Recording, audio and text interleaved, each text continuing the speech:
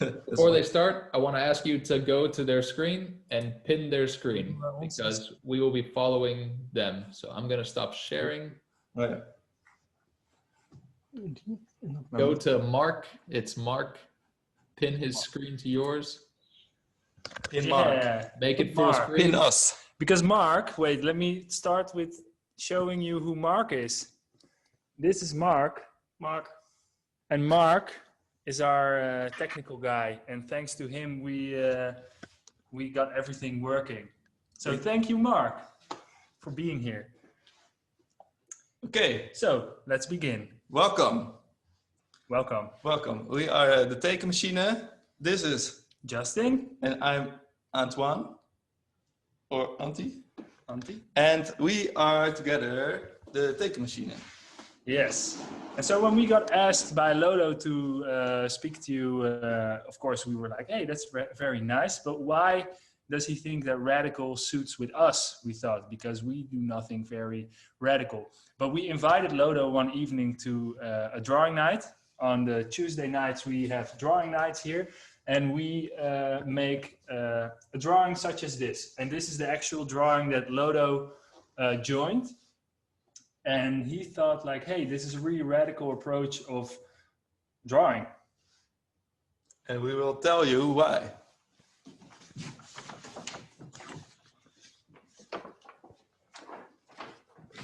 So when he told us like, hey, we want you guys to be the speaker and the theme is radical. First, we were thinking, okay, before we think of a story that we're going to tell, what is the meaning of radical? So we just looked it up. How can we be radical without knowing what radical actually means? So we defined it by radical. Something that is relating to or affecting the fundamental nature of something, which is far-reaching or thorough. Yeah. So let that sink in for a moment, but it's something that really hits the core of the being. Yeah, and the radical says something about creativity, which we define as creative thinking in this way. Yeah. So, of course, creative thinking is not only for artists or well, probably everyone knows that. Creative thinking is everywhere.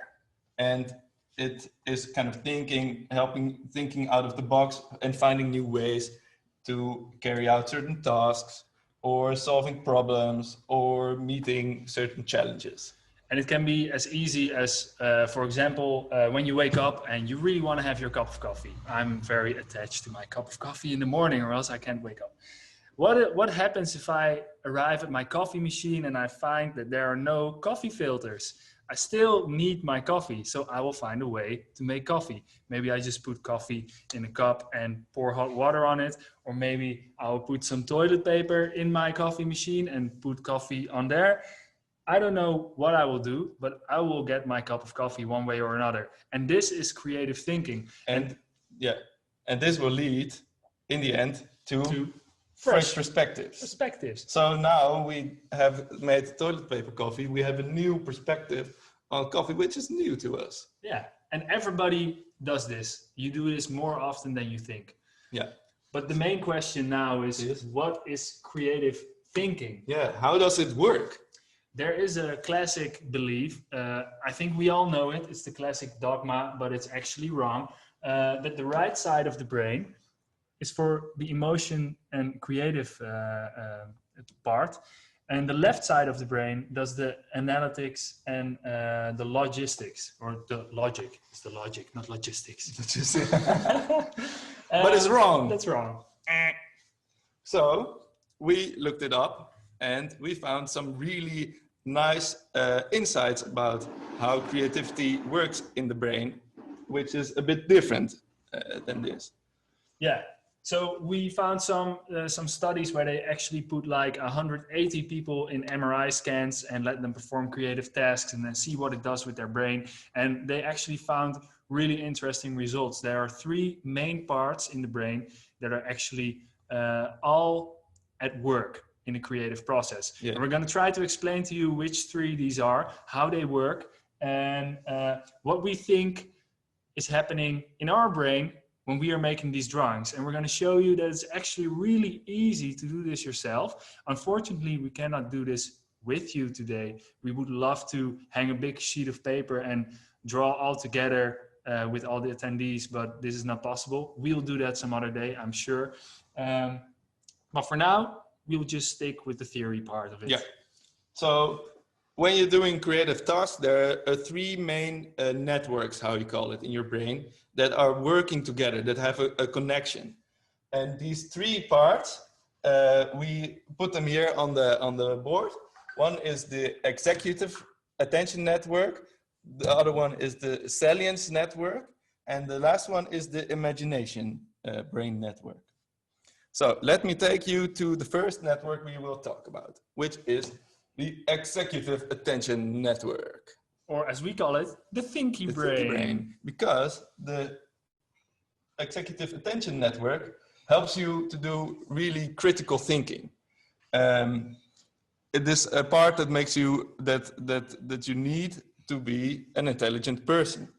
So what they used to think and what they used to teach in schools is an older system, which we could call the factory model education, which is actually just putting certain knowledge in your head, but it creates island thinking. Because you don't apply the knowledge. Let me explain. So for example, you have French in class and you learn a lot of French words, and you go to France and you go to the boulangerie and you want to have a croissant and you want to have something else with it, but you don't know what it is.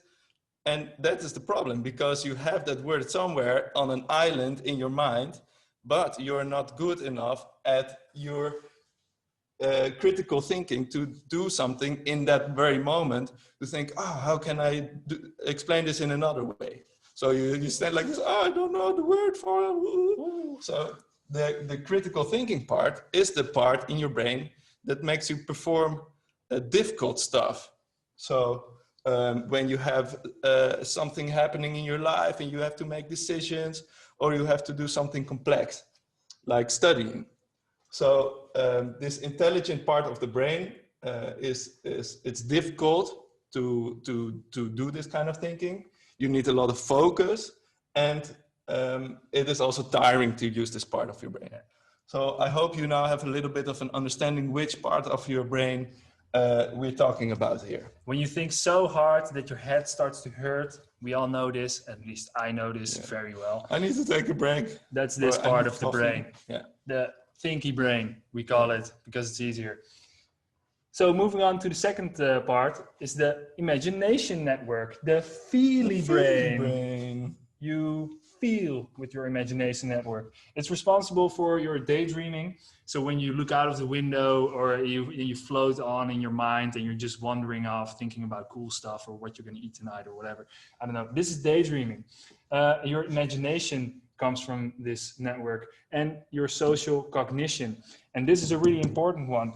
When you see somebody that's really sad, that's crying, and you know how it feels, you can relate to the feeling, and this is the feeling is the thing that you keep in mind when you see somebody that's really sad. Because the imagination networks enables feeling the how of a situation. What? Huh? What? And the how gives meaning to the what. What? Huh? So yeah, this sounds really abstract, or I don't know, theoretical, but we're going to give you an example of this to give meaning to the how and the what. The what. Say this person hates his manager. I hate my manager. I hate my manager. Okay, cool. You hate your manager, but in what way do you hate your manager? I don't really get it. How do you hate your manager? So this guy moving down, we will go to the how, the what and the how. This guy hates his manager, but he hates his manager. There's fire behind him. He's evil. He's maybe possessed by the devil and wants to kill his manager. I don't know, but this is a feeling that will stick to you. Like, oh, this creepy guy really hates his manager. Or this really sad thing. I hate my manager. He hates his manager. This is a sad way of hating the manager. And the sad way you can also relate to, you can really feel. And this is actually something that will stick as well. So the feelings will stick and they bring life and they will convince the brain. This is a really important part of the imagination network, the feely brain. Yeah. And there's one last overseer. The salience network. It has eyes. It's the overseer. It It's looks the observer. over everything. It functions as a switch. Yeah. It makes a switch between these both networks. So it is actually the part of your brain that you look at the world and it filters out certain things that are there, and somewhere you hear a loud boom and you're like, whoa, what is happening? So your salience network helps you to focus on that part that is happening then. And then you can use something else, another part of your brain, for example, your executive attention network, and say, oh, what could that be? Oh, it could be a bomb. Maybe we have to run away. So that is, then it makes already a switch to another part of your brain. Yes. That is how we understand it. And these three, they go round and round and round and up and down, left and right and everywhere. They work together. This working together between the three is what we call creative thinking. Yeah. So we answered this question now. What is creative thinking? Creative thinking equals the connection between the three networks. Yeah. I hope you're still with us. I hope you're still following this. But the connection between these networks, the way in which they connect is also very important. It makes us go up here to the connections. Yeah, because these are actually neural connections that happen in your brain. So there are lots of electrons firing through your brains when you're doing these things, and they fire in this area between these three networks that we just talked about. So the nice thing about it is, as you probably know, we can make those connections stronger by repetition.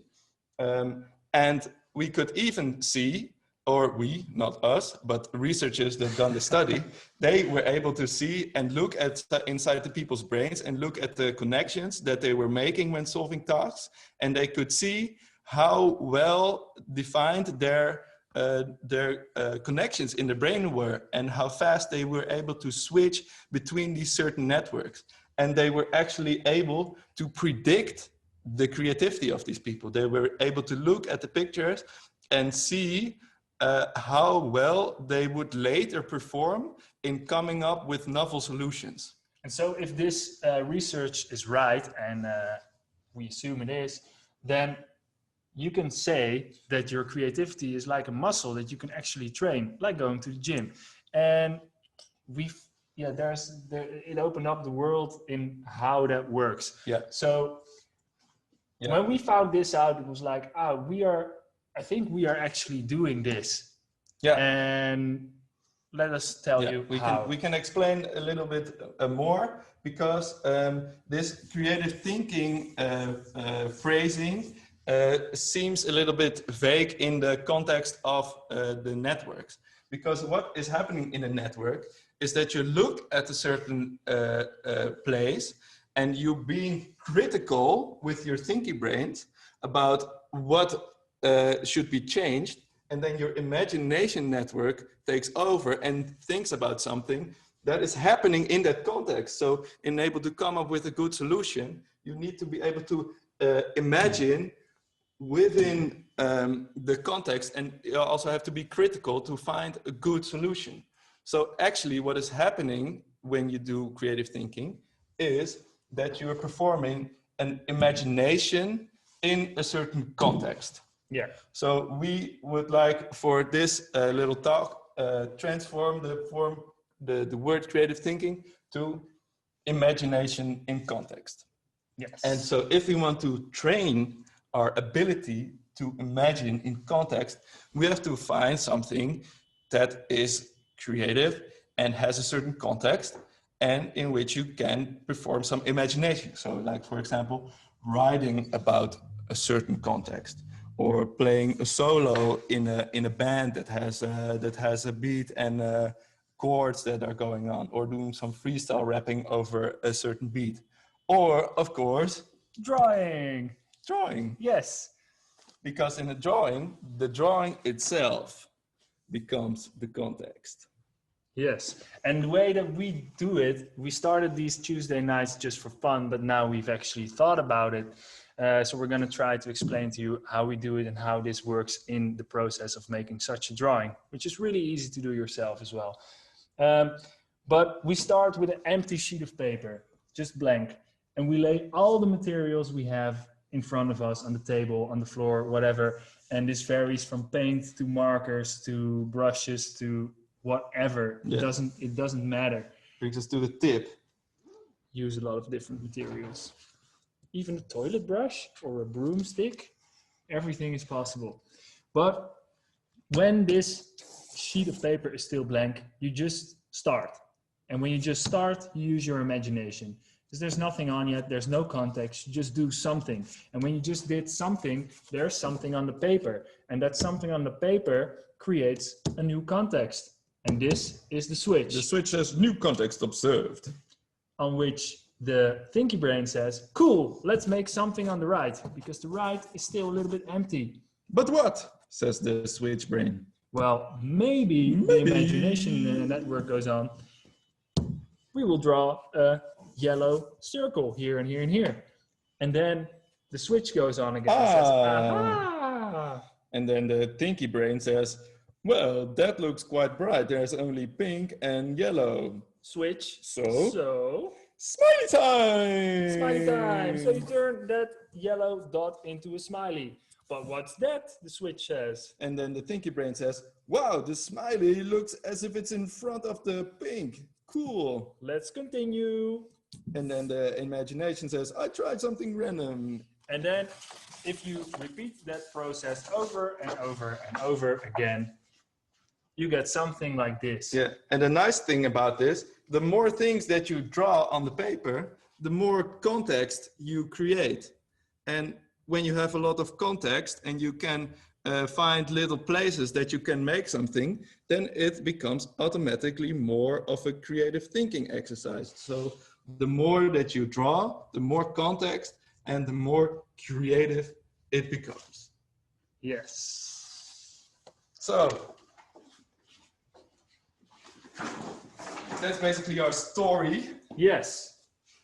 Yeah, what we just want to give home with you guys is really just grab stuff and just start. Even if it's not only drawing, just anything else, just start, just do it and see where it leads you. And it doesn't even matter how good or bad you draw, because it's not about the quality of the drawing, it is about the creative process. Yeah. So also don't use any bad judgment or bad self-judgment about your own skills, because that will kill your creativity, because you won't get into the imagination part where you think, oh, what could be next? You stay in the critical part that says, I don't know if this is nice. Yeah, and the switching between the parts is the thing you must repeat and repeat and repeat and repeat to get more creative. So have fun and go out drawing. Yes, just start drawing. Yeah. So radical creative thinking, just start drawing. Okay, so I think right now we will hand it back to you, Lodo. How does that work? I think Lodo takes over. Take over, We'll Lodo. take over. Take us over. I will take over. It's gonna be difficult though. Oh yeah, we pinned our screen as well. Did we pin it? Oh, yeah. So let me know if you see my screen. Yes. Yes. Then that was fucking amazing. Jesus, I love the energy. I already see a whole YouTube channel of information coming. But I leave it now the floor open to the participants. If there's any questions for Justin and Antoine / the Tekenmachine, throw it in the chat or unmute. Just raise your hand and one of my teammates will find you. Oh, come on. Don't be shy, everyone.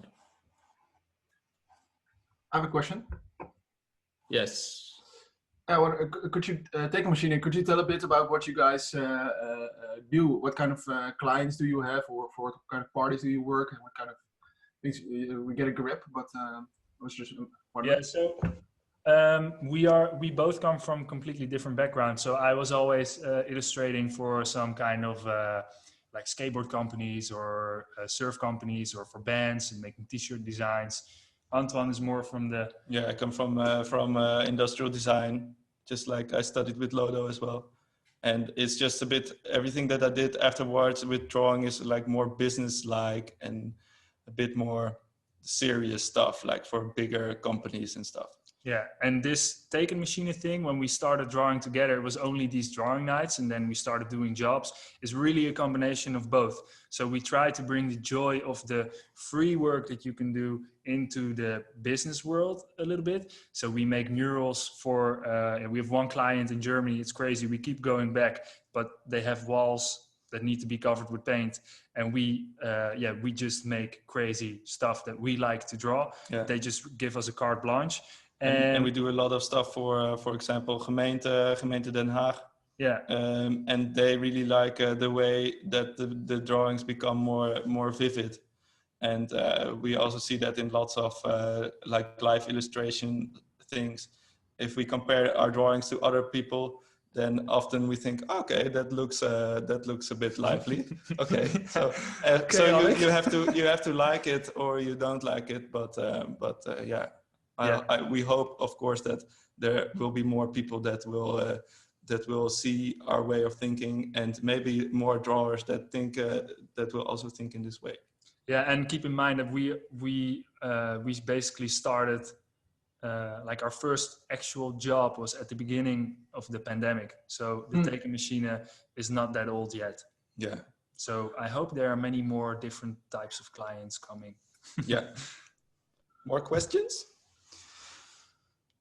We have one from Alex. Alex, what were you doing before getting together? Surfing. Surfing. We literally met in the water surfing together. Yeah. No, but I was already an illustrator, and I was working for about 9 years for myself already. And I was teaching workshops at schools and making illustrations. That was it. Yeah, I was doing after my studies. I looked for a job, which is now a bit over a year ago, like 1.5 years ago. And then I did a lot of illustration, but it was kind of usually when I was thinking of something new or fun or a joke, then I would get feedback, and then they would say, "Oh, that's not, that we have to apply to a bigger audience. So maybe take this out and take this out." So that got kind of boring. So I really like this new way of working together. I saw Ruben had a question. We have oh yeah. Thanks for the energy. I was wondering, as an additional question, do you guys also work with digital forums? Yes, of course we work with digital forums. Yes. Although we really love to work on paper, we also do digital stuff. Yeah, digital stuff. Yeah, for sure. Yeah, especially for online meetings, we do a lot of working digitally, and we really like working together, which makes it really fun and also really effective. Like we also create a lot of work in less time. So when you have a meeting and we do live illustration, usually quite a nice and full picture comes out with a lot of coloring and a lot of stuff going on. Yeah. Especially if I compare it to when I would do live illustration on my own. Yeah. Yeah. And I see another question. What is your dream project? My dream project. I think that we talked about this the other day. So I've been making murals for a long time, and together we did like, I don't know, 5 or 6 now. Some really big already, but it would be really cool to do the outside of a building once and just go completely crazy. Just do this, what we do on these big sheets of paper, but on a building. I don't know, it will take a year probably to make the side of a building in this way, but it would be cool. Yeah. So if you know a building and you know somebody that wants this on that building, let us know. Yeah. Nice. Any more questions? Can you show more of your work or studio? Yeah, do you see our okay, so Yeah, Mark, just make a circle. Our studio is a little bit of a crazy, chaotic mess, as you probably... We're working behind the couch here. So this is the piece that we did with Lodo and another guy. This was real fun. This is a big one, maybe the biggest. We also did one night. We did a performance at the performance bar. Well, like the art performance, and we hung up a sheet like this, which was maybe 4 or 5 meters wide. Yeah. And there were, and we took all of our crayons and paint and everything to the performance bar. And then we started drawing for a few hours. And then as the evening went by, more and more people joined in. And then at the end of the night, we were both standing at the bar and there were 9 people at the same time making and finishing the drawing. And it became so big and crazy that in the end of the night, someone came to us and he said, yeah, what are you going to do with this painting afterwards? And then she bought it, and now I think it hangs above her couch at home. Or something. Yeah, and the cool thing is that it was just completely out of our hands. At some point, we couldn't even say to people, hey, stop, don't do that, or whatever. It just became a thing of everybody who was in the bar. It was not only our painting anymore. Yeah. It was completely out of our hands. So we created the context for them, and they used their imagination. Yeah. And but we still had the feeling. Cool. We still had the feeling that it was the right way. So even though we didn't do it in the end, we didn't draw anything anymore. It was still the same piece. Yeah. Until someone came and had brought a graffiti marker of himself. And he put like a graffiti tag on it. And then we were like thinking, something is strange about that.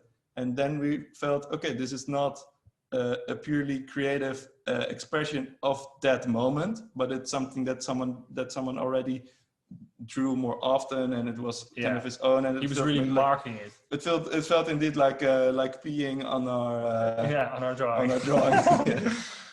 Yeah, and so that's when we said, okay, now the drawing is finished, or else it will get out of hand. And unfortunately, we can now only show you these types of drawings. You can see our murals on our website or on our Instagram page, but we cannot show them right now. This, for example, a different drawing. And the cool thing about these drawings is that the longer you look, the more you see. If you stand really far away, the big pictures stand out. And if you look at them really up close, the small things come out more. And it's a really, it's a crazy world that you dip yourself into. So for this one, we started, for example, I remember with a line like this, just like that. Yeah. And then in the end, it turned out to become a street. Because there's lining on the asphalt. Oh, and somebody is asking, how do you know when a drawing is done? Well, sometimes we just say, let's just drink beer, start the night, and we cannot stop until this piece of paper is completely full. We stop when we're tired at some point. Yeah. At some point you want to go to sleep. But it's crazy that I didn't expect this, because I'm not the guy that can focus for hours on end. I get distracted really easily. But when we do this, it's crazy. We sometimes don't talk to each other for 2-3 hours, and we just stand there and we just draw. And before you know, the evening is done and it's already 1 o'clock in the night. It's crazy how time flies and how focused you are for such a long time. If you really get into this creative flow of looking at something, thinking, oh, what could be here? And then you look at something else and you laugh about it. And then you take another color and add something to it. Yeah. It's basically just a giant children's drawing. Yeah. And it's done when it's done. Yeah. You can't really tell before you start, but it's always one session. You don't continue on something like this. We tried once to split a drawing in 2, but we never finished that one. No, that doesn't work. No. Let's see what else we have. We have time for one more. Okay. How can we help other people in other types of jobs experience the value of creative thinking and drawing? See the value. Well, of course, sharing our presentation. Yeah, and I think also for a job where you say, hey, I'm not creative. So many people always say this to me, like, hey, it's so cool, you're an artist, you're creative. I'm not creative at all. I don't believe that. Everybody is creative in their own way, and everybody uses creativity in their job. And if you use an exercise like this with drawing, or you do it with, as we said, with freestyle rapping or writing or something else completely, you just stimulate that part of the brain that is needed for creativity. So you need to find a way for people that is really laagdrempelig, like really accessible for people to experience this creative process and figure out that they are creative themselves. And I think when you do it in the right way, this drawing exercise really helps to have this experience. Yeah, and if you really want to try it one time and you don't have the resources at home, just send us a message, because when the time is there that we are allowed to come together again, we would love to host drawing nights with other people as well. We'd like to do like drawing night every Tuesday night, and people, they can just join in, bring something to drink, and then we hang up giant sheets of paper, and then everyone can go crazy with all the materials that we have here, because we have so much. Every time we make a new painting somewhere, we buy so much new material, and it just keeps piling up, and we just need to use it, man. We just need to make drawings like this. Yeah. So no new questions came in anymore. No, and it was also the last one. That was the last one. Yeah, thank you for your attention. I think we can go on for hours. But I would like to ask everyone to unmute themselves, and let's give them a round of applause. Yeah. Awesome presentation. Amazing.